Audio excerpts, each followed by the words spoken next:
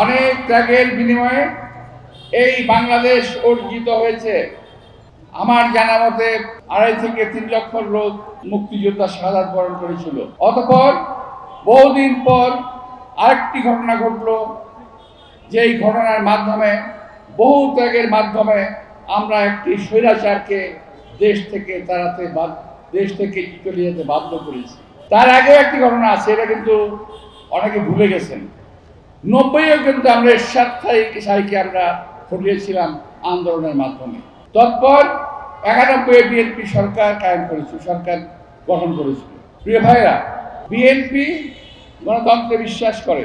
দেশনেত্রী বেগম খালেদা জিয়া যথাসময়ে ক্ষমতা হস্তান্তর করেছিল। তত্ত্বাবধায়ক সরকার এসেছে, নির্বাচন দিয়েছে। কোন নির্বাচনে বিএনপি জয়লাভ করেছে, কোন নির্বাচনে আওয়ামী লীগ জয়লাভ করেছে। যে নির্বাচনে বিএনপি জয়লাভ করেছে, পরবর্তীতে বিএনপি কিন্তু আবার ক্ষমতা হস্তান্তর করেছে। তারপর আওয়ামী লীগ 2008 সালে ক্ষমতায় আসার পর এই পর্যন্ত 17-18 বছর এই দেশকে শাসন করে গেল, শোষণ করে গেল, হত্যা করলো, খুন করলো, গুম করলো। আওয়ামী লীগের 70 বছরের ইতিহাস এই দেশের মানুষ 1700 বছরে ভুলতে পারবে না। আমরা যখন মুক্তিযুদ্ধ করি তখন দেশের সংখ্যা ছিল 7 কোটি, তাদের মধ্যে বহু লোকই মারা গেছে। আর এবার যখন আন্দোলন হলো, দেশের মানুষের সংখ্যা কিন্তু 18 কোটি। এই 18 কোটি মানুষের মনে থাকবে, তাদের সন্তানরা মনে রাখবে যে তারা কি অত্যাচার করেছিল। ভারতে বসে, ভারতের প্ররোচনায়, ভারতের পৃষ্ঠপোষকতায় আজকে ষড়যন্ত্র হচ্ছে বাংলাদেশের বিরুদ্ধে। কয়েকদিন আপনারা দেখেছেন একজন মেজর সাদেক নাকি ধরা পড়েছে, এবং এর সঙ্গে আরো 20 জন ধরা পড়েছে। এই দেশে তারা একটা অরাজক অবস্থার সৃষ্টি করতে চায়। এই দেশে তারা নির্বাচন হতে দেবে না, এমন একটা ভাবসাব তাদের ভিতরে আছে।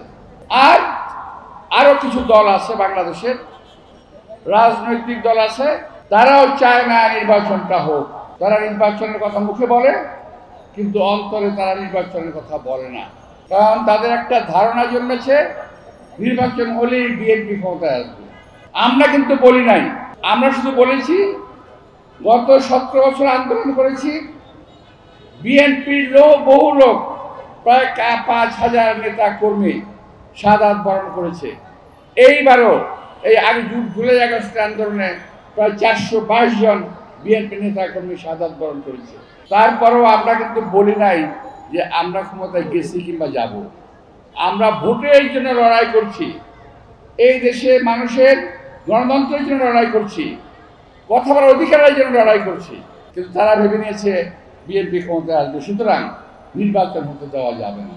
কিছু কিছু দল কোনো না কোনো একটা ছুতা বের করে, বাংলা ভাষায় সহজ কথা বলে ছল চাতুরি, ছুতা বের করে। এটা না হলে এটা, এটা না হলে এটা, কেউ বলে নির্বাচন হবে না, কেউ বলে নির্বাচন হতে দেওয়া যাবে না।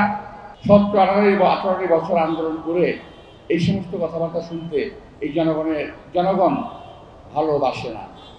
জনগণ চায় একটা নির্বাচিত সরকার। একটি অনির্বাচিত সরকার, হাসিনা সরকার ছিল 3 টার্মে 15 বছর অনির্বাচিত সরকার ক্ষমতায় ছিল। কি অবস্থা দেশের করেছে এক আল্লাহ জানে, দেশে মানুষ জানে।